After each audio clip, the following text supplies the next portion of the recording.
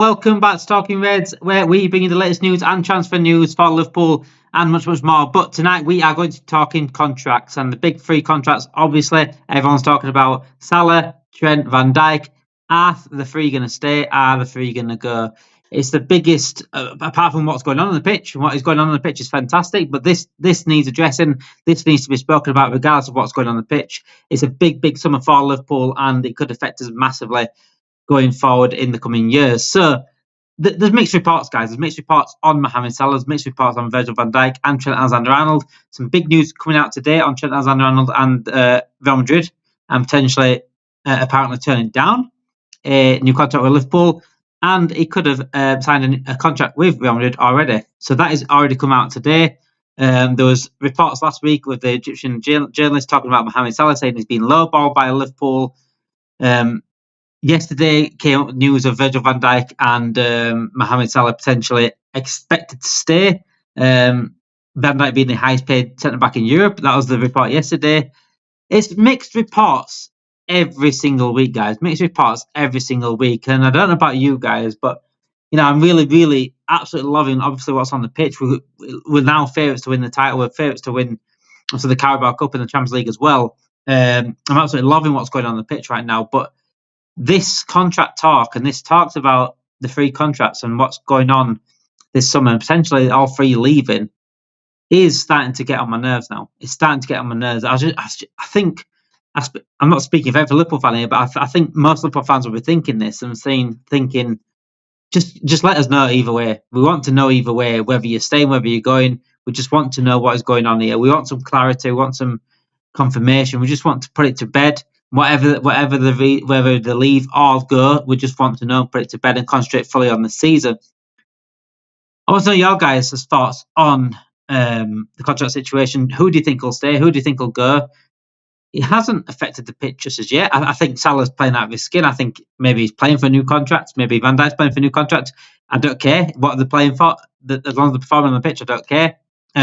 But it is very frustrating to sit back, and we're trying to enjoy the season, but this is in the back of our minds. It really is. And I don't want to ever not address the elephant in the room. I don't want to ever not address certain conversations because they need to be had. And I don't know about you guys at home, but yeah, let me know your thoughts on the contract situation. So let's get a little update of what's happened in the last couple of weeks. So last week, we had a little bit of info from an Egyptian journalist called Ahmad Atta, who said, this is what he said about Mohamed Salah and the contract.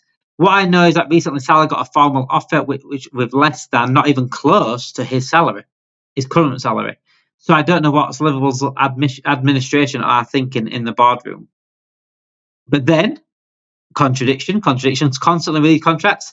The Telegraph came out and said the message coming out of Liverpool is that both Mohamed Salah and Virgil van Dijk will stay, extending their contracts. Van Dijk is set to become the highest paid player centre-back in Europe on a near 2-year deal. Trent Alexander-Arnold is expected to leave. So it's constant mixed reports of what's going on here. From Liverpool's side, it's always been from Liverpool's end. The journalists close to Liverpool, the journalists in and around Liverpool will always say, "Look, Liverpool have done this, they've done that." It looks like they've given no indication that they're leaving. They've even been like Trent has given no indication that he's leaving until recently. Mohamed Salah staying, Van Dijk saying that's what they'll be. But everyone else outside of that, like you speak to Dejan Lovren did his interview the other week with Ismail, and that was a very eye-opening interview because he told you from his point of view, and he has been speaking to Salah. And again, a renowned Egyptian journalist has come out and said, look, they've pretty much lowballed him here, not even anywhere close to his current salary, what they're offering him. So what do you believe? What do you believe here? Do you believe... And what I will say is, whether you believe that they have lowballed him or not, usually the journalists close to Liverpool will always make it look good for Liverpool. So be very, very careful with that. I still am on the side of I think Van Dijk and Salah will stay. I'm hoping they will. Obviously, I hope all three stay, but I can't see Trent staying, if I'm honest. But I am on the side of I think Van Dijk and Salah will stay personally. But I'll be very careful of what you believe in terms of Liverpool journalists, especially because they will try and make the Liverpool board and Liverpool look the best they can. in this. They will be at no fault at all in their eyes. Even despite letting it go to this sort of situation where they are free to speak to other clubs, they still can't see any wrong what Liverpool have done here. So it's frustrating, absolutely frustrating. One thing that frustrated me more yesterday, it made me laugh actually. It made me laugh. I did tweet about it. It made me laugh as what Paul Joyce said. And this is PR. And this is the constant PR we see. And this is why I set myself up for the worst to happen, because of the PR. So this is what Paul Joyce said. It is worth remembering Liverpool's owners, Fenway Sport Group, placed football ahead of finance when rejecting £150 million offer from Saudi club Al Ittihad. So that, why is he even mentioned that for number one? So one time in the last 12, 13 years, FSG have put football first. One time. The fact that he has to mention that speaks volumes for me, you know. It speaks absolute volumes for me. He's setting us up for what could be a bad thing this summer. Could they be putting finances back into the priority here? And it's very well likely they could do.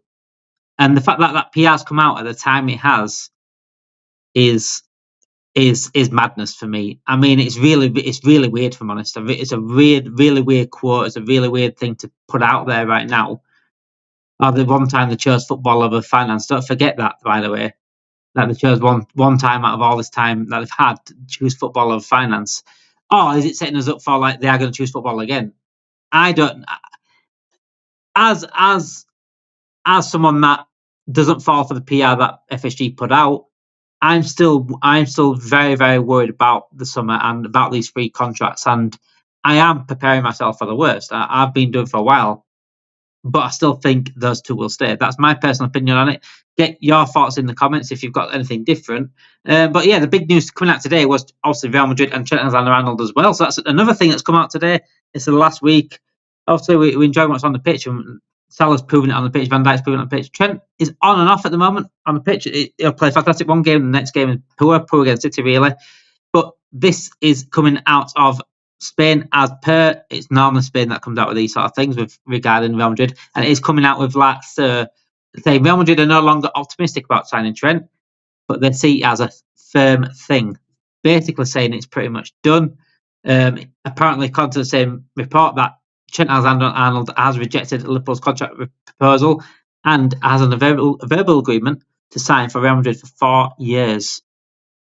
I think, right, first and foremost, that report from Spain is always going to happen from Spain. Spain will put this out to spin as much as they want onto just exactly the way Liverpool journalists being PR on Liverpool. Spanish journalists will do the exact same in Madrid. They will put in the Madrid's favour. They'll say Madrid are doing everything right. They will push this, even if it's not true. They will push this Trent signing the firm for a long time until we find out the actual truth of what's going on.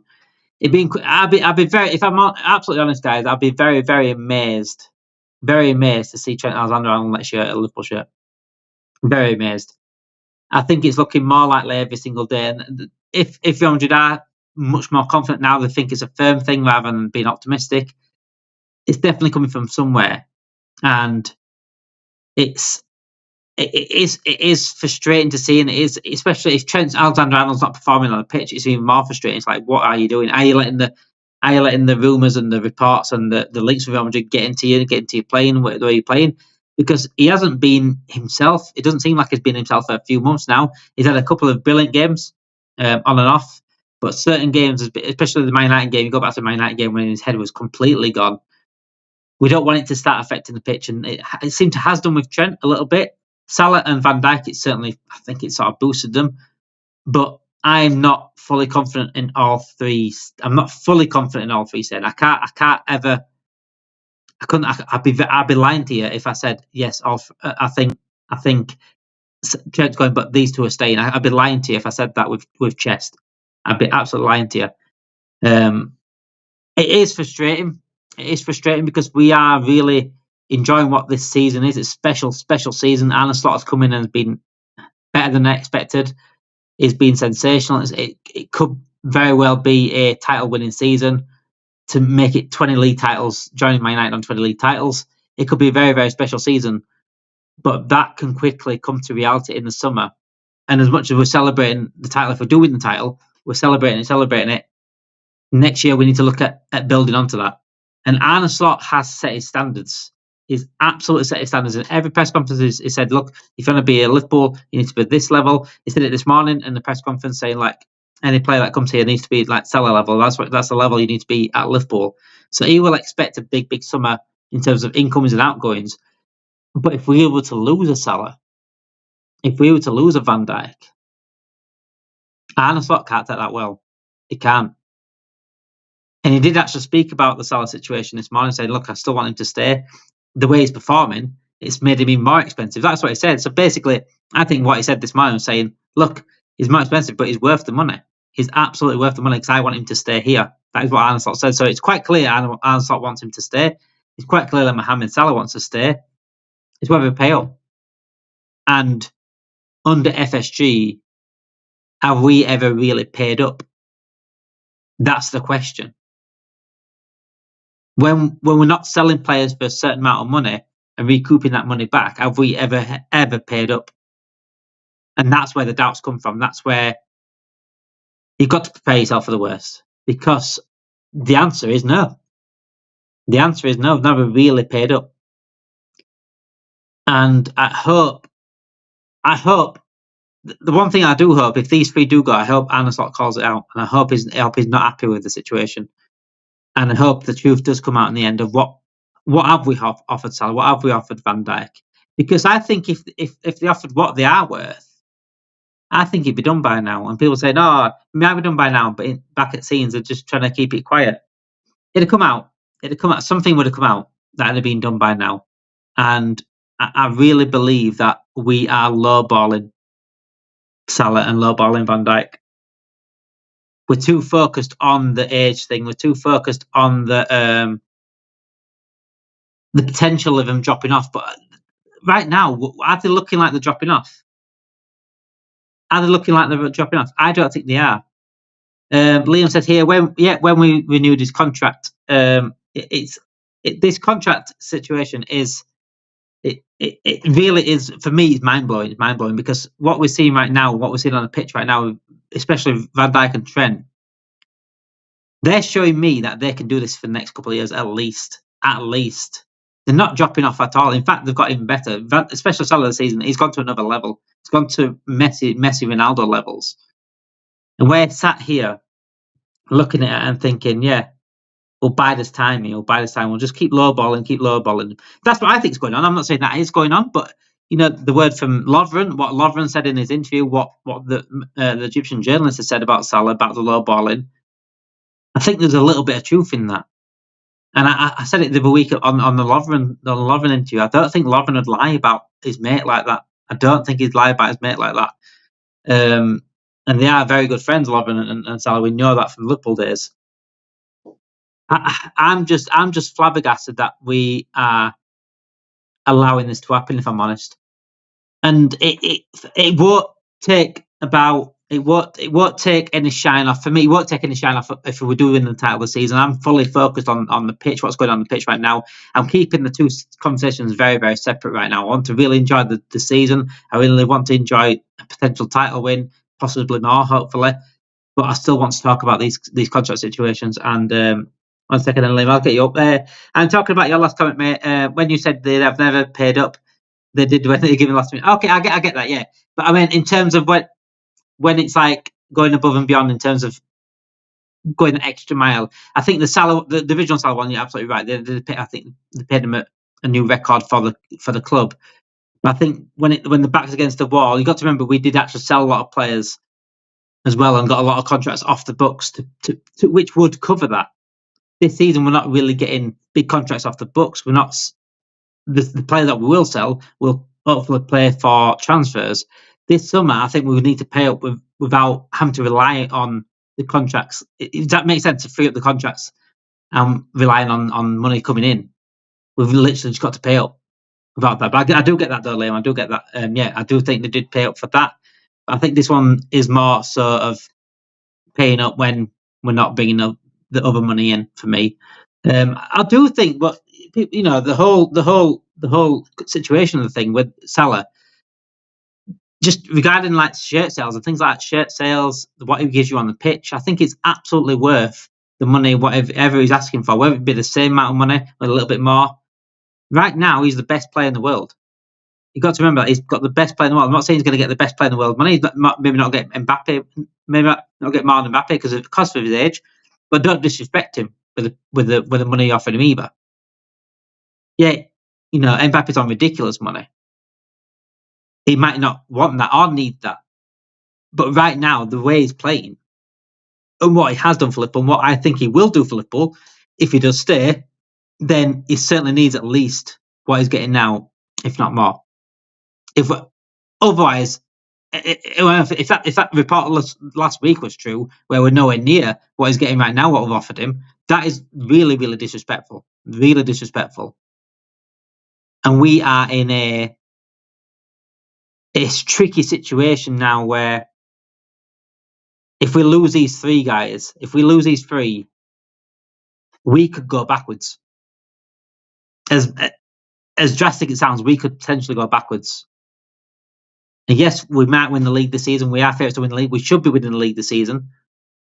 But this is why the likes of Man United fans, the likes of Chelsea fans, the likes of Arsenal fans, Man City fans, these fans here, and I've spoken to many, I've had them on this show, I've spoken to many, many rival fans, and this is why these fans don't feel scared of FSG, and this is why they want FSG to stay, because they know we're not going to build on things. They know we're not going to build a dynasty. We could have built a dynasty under Klopp, and we never did. And Liam, I will bring this up. Certainly. I think everyone needs to remember Dixon Gillette's Day. I'm not pro FSG, but we are hours away from good administration. I'm glad they're running like a business. Look at United. And I will go on this actually, Liam, because just because one ownership was really, really bad doesn't mean the next ownership's incredible. Dixon Gillette are the worst owners we've ever had, and probably will be the worst owners we've ever had in my lifetime anyway. And that FSG are much better than them. And FSG, without knowing, did save us. And I can be thankful for that. But it doesn't mean that they can get away with certain things. It doesn't mean that they can run us like a business because, and again, you bring in United as an example. Look at other clubs. If you look at other clubs, look how Brighton work. They're overachieving every single season the way they run. Aston Villa are doing the same thing. There's plenty of clubs in the Football League that are doing a very, very good job as owners. And I think FSG get too much praise. I think they have Liverpool back. I think they've been very, as previously stated, I think they've been very financially focused, and that has at times held Liverpool back. And what my issue is with FSG, I don't think they care. I don't think they care about the football. And it's exactly what Lovren said. Lovren exactly said the same thing. He said, look, those in the back room or the boardroom might not care about what happens on the pitch and might not care about Mohamed Salah as a player. So it might be different. It might be a different view to them. But all I ask for is for the owners or whoever owns us, whoever owns us in the future, is to care what happens on the pitch. And to care about these players that are potentially taking us to different levels, and don't disrespect, especially the 2 of 3 of the biggest legends we've had at this club, especially Mohamed Salah and Trent Alexander-Arnold, Mohamed Salah and Virgil Van Dijk. We are disrespecting right now what they've done for us and what they could do for us and what they are doing for us right now. That's my issue. I've always given FSG opportunities to change my mind about them. I'm not going on Twitter every day saying FSG out. But what I won't fall for is PR, and what I won't fall for is what they really want from this club, and that is money. All they want is to make a profit. I think they're happy with top 4. If anything else is a bonus, and that's not what Liverpool is about. That's not what Shankly was about. That's not Paisley about. That's not what Arne Slot's about. From what I'm seeing right now, Arne Slot has got big standards. Those standards and those ambitions need to be met behind him.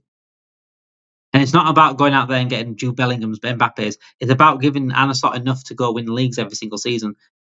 I'm not saying we're going to win the leagues every single season. Not expecting to win the leagues every season, but we should be at least challenging every single season. There's a reason why we dropped off a couple of times under Jurgen Klopp, and it's not on Jurgen Klopp. Jurgen Klopp certainly made mistakes, but I think FSG let him down massively.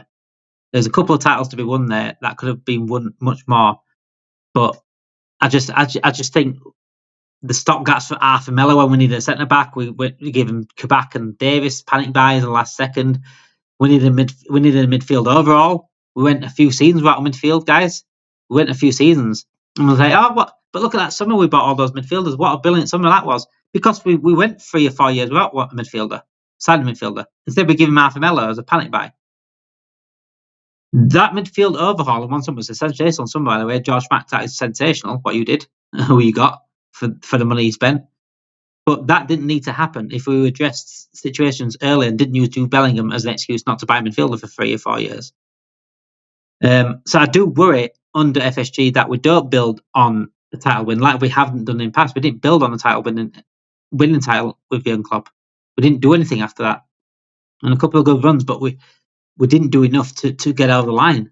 And there were 2 seasons we fell out of Champions League, and another time we didn't nearly make Champions League thanks to an Alisson Becker goal in the last minute. That wouldn't happen with an ambitious ownership. We wouldn't have fallen out in Champions League.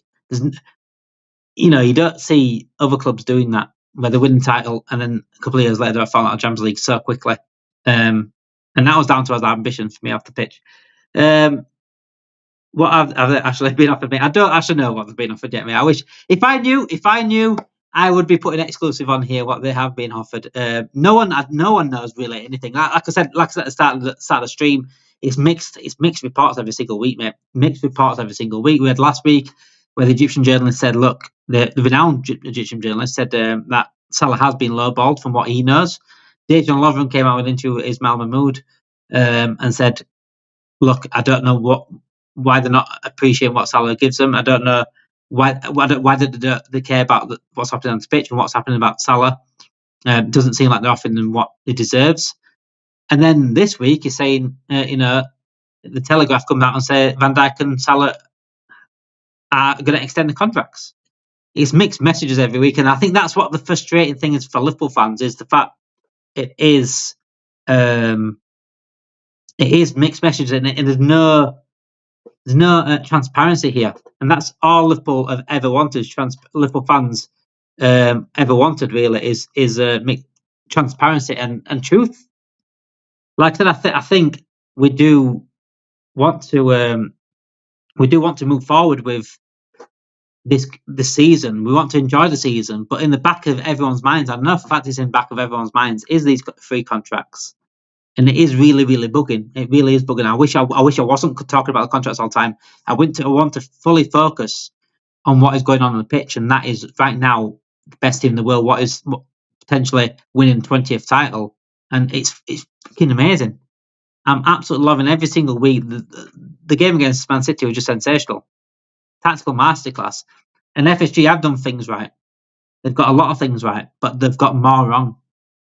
And I think a lot of things they've got right is things like getting the footballing structure in place, which Man United didn't do. I think that's a big difference between FSG and Glazers, by the way. I think that Man United, Glazers and FSG have a fully focused mind on just making finances and financially making themselves wealthier. But the difference is with that, FSG have done it smarter. I think they've got a football structure in place. They've made the right decisions of getting Michael Edwards, likes of Richard Hughes now, Jurgen Klopp in, and then Michael Edwards getting down and slotted. They've done plenty of the right things, but I think ultimately, they've done too many wrong things. I think their minds is focused on that at all. Liam said here, come on lad, you can't say they've been lowballed. What's lowball when you are coming from the player side? Is lowball 370k a week and he wants 500k a week. I ain't said they're lowballed. I've just said what the report was last week. I don't know what, like I said, my personal opinion, I don't know what's going on. And no one does really know what's going on. Only those that are close to the club and those that, only Salah and his agent and the people that are actually working on Salah's contract probably knows what's going on, really. But I've not said that. I'm just saying the lowball situation, that is what was said last week regarding the Egyptian journalist. That's what he said. And also, I'm reiterating what Lovren was speaking about as well in his interview on Salah. But yeah, I get where you're coming from though, but it's in terms of like if it is lowballed, the lowballing talk was about what the Egyptian journalist saying that he's not even being offered nowhere near his current contract. That's what the Egyptian journalist said. I've not said that. That's what the Egyptian journalist said. I don't know if he's been lowballed. I don't know if he's been overballed. All I know is I've seen FSG lowball in the past. So if I were to believe anything, I would believe the side of I think he probably is lowballed because I think it'd been sorted by now if you haven't been lowballed, if I'm honest. Theo's on now. Theo says, I feel like Salah doesn't want to leave, but also doesn't want to turn down the chance to move to Saudi. It's a tricky one. It's pretty much everything is he can at Liverpool. I think Theo, I just think Salah will feel like he deserves a certain amount of, as a player and as what he's doing for Liverpool right now, what he can do for Liverpool in the next couple of years. I can't see him not doing what he's doing again next year if he stays. And what then he needs to be respected with the wage that he's getting. He needs to be paid for that what he's giving us and what he has given us and what he will give us, which I think is maybe not another season like this because this is ridiculous this season, but he certainly will give us enough to go and win another Premier League title, and that deserves a wage that he deserves. And if he's not getting anywhere near what he's been offered, what he's been getting now, I think that's absolutely disrespectful. And I think at some point he probably will go to Saudi, if I'm honest. I think he will go to Saudi, maybe later on in his career, 37, 38, potentially, to end his career there. The most iconic Islamic player around. It makes absolute sense for him to go to Saudi and get a brilliant wage over there and have his family to enjoy their life over there. I think it'd be a brilliant place for him to go. But right now, he's still at the top of his game, the best in the world. He's still got a couple more years left, at least, to play in this league, to play at this level, and the way he's playing. So therefore, he deserves a contract to match that. And right now, we don't know we don't know if he has been lowballed. We don't know if he has been offered a decent contract. But my personal point of view of it is the fact that because it hasn't been sorted yet, because it hasn't come out and been announced that he is staying, I think he may have been lowballed because I think it had been done, and I think we'd know about it. I'm still like I said, I'm still on the side of. I think these three stay. I think these two stay. Sorry, I still think Salah and Van Dijk stay. I'm like literally on the edge there, and I think Trent will leave. But I am preparing myself for the worst because I know this ownership. I do know this ownership enough to know that not to get too excited. I agree, but can't see Liverpool giving Salah 32, 33, 500k a week contract for 2 or 3 years. It goes against everything the club have been doing with the wage structure. I don't know if he'd even want 500k for you, mate. I don't think he'd want 500k. From what the report was from the Egyptian journalist was the fact that he's not even getting offered what he's getting now at the moment. I think 500k. I don't think. I think he'd compromise. If it says he's on 350k now, 370k now, I think he'd maybe take that again with bonuses potentially because of how much he cares about Liverpool. You can tell his desire to stay at Liverpool. And yeah, they're not going to offer him 500k. Even I'm thinking, look, 500k is a bit much. But I think the way he's playing, the way it feels like he can break records every single season. It feels like he can win more at Liverpool. And if he says Liverpool, we are potentially going to win more. I think he'd compromise a little bit. But if they're getting, if the reports are true from Egypt, and what Lovren said in his interview the week, if that's true, then us not even offering anywhere near his contract now, then we're nowhere near. And he said that all the time, by the way, when he's had interviews with Sky Sports, when he's had interviews, he said we're nowhere near. And I'm basing my view on this, on what he's saying, what Lovren's saying, and what journalists not close to Liverpool are saying, because journalists close to Liverpool will always spin it in a way where Liverpool look the best in this outcome. Liverpool look the best in this situation. And we see that. We're seeing that now with Paul Joyce saying, look, Paul Joyce saying yesterday, remember the time when they chose football over finance? They've done it once, do it again. Well, we're hearing that now. If he's not getting offered that, says Theo, if he's not getting offered that, what he's currently on, that backs up the wage structure comment. But he does deserve a better deal. I'm saying absolutely. That's the thing. He does deserve a better. He's playing. He's literally look at how he's playing. Look at how he's playing. He's literally the best in the world. And even if he drops off next season, not going to drop off to like the 10th best in the world all of a sudden. If he drops off, a slight drop off of Mohamed Salah next season is better than majority of players out there now. You know what I'm saying? If his right foot turns rubbish, at least he's still got his left foot. Half of Mohamed Salah right now, half of how good Mohamed Salah is right now is better than the majority of players out there, and who we could buy, because no one's replacing him. Absolutely no one. The only way we replace Mohamed Salah is get a potential class winger in, but replace his goals with an Isak. Because you've got to replace Salah as a whole and not just position, because we're not going to get anyone in that position like Salah. We're not going to get anyone on right wing that's going to score and assist like Salah has been doing this season. Not a chance. What we've got to do is spread the Salah out a little bit, sort of like get a Salah, but in numerous positions, get the goals from Isak and potentially assist from Isak as well, and someone maybe from the right wing that can provide much more as well. But what's frustrating is as well is that I think FSG, if these three go, I think FSG get away with it again. I do. And there a lot of talk, like people saying, "No, if them three go, that's it. This is the final straw." But if we win the league, it's easily forgotten about. But like I said, two different conversations. I'm absolutely loving the season. I'm on this side. I'm absolutely loving the season. Winning the league this season would be incredible. 20 titles would be incredible. But I'll always have the conversations, the uncomfortable conversations, the elephants in the room, everything that needs to be spoken about. I'll always have them as well, no matter what happens. Thank you for joining me. Thank you, Liam, for getting in. Like you said, Liam, if you don't agree with me in the chat, it's absolutely fine. I like people. It's nice to have people disagreeing with what you think, because it's nice to have debates about things and hearing people out. And that's all I ask for at any time when it's talking about FSG, talking about things that don't like being spoken about. It's just hearing people out and their reasons to why they believe what they believe. But yeah, thank you, boys, for joining me in the comments. Thank you everyone for watching. Make sure you do like this video, subscribe to the channel, and get your notification bells on as well, because we get content out every single day. We've got a big challenge coming up that means a lot to me. I will let you know more in the future about that challenge. I'm very, very excited about it, by the way. Thank you for watching. Have a great night, guys.